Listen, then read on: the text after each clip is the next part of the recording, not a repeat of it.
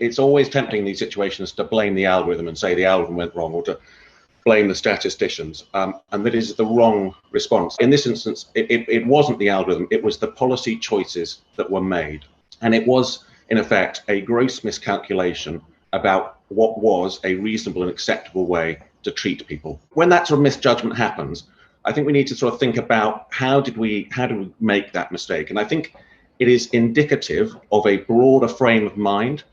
It reflects the way, particularly, that administrative and bureaucratic processes think about information systems and about data. The bias was one of the things that everybody was very focused on, had spent a lot of time thinking about how do we make sure it isn't biased.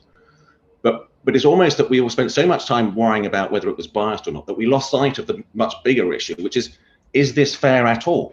These are not tools for government to enable it to carry on administering things in ways that are as convenient and effective and efficient as possible.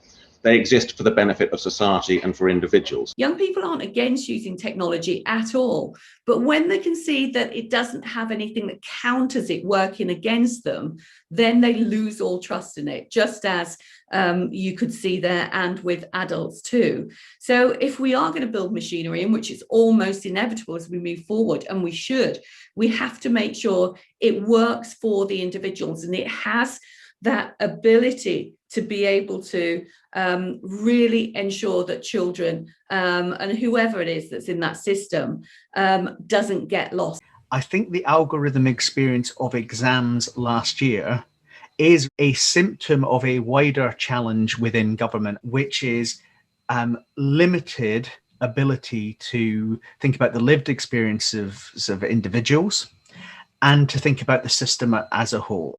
Qualifications have historically been seen as a tool of meritocracy, a mechanism of fairness, a level playing field on which people can progress. And it's starting to lose that, and it's starting to feel like the opposite. So we do need to think really carefully about how people retain confidence that getting a qualification is going to develop a skill and they will be judged fairly and that their life will be able to progress.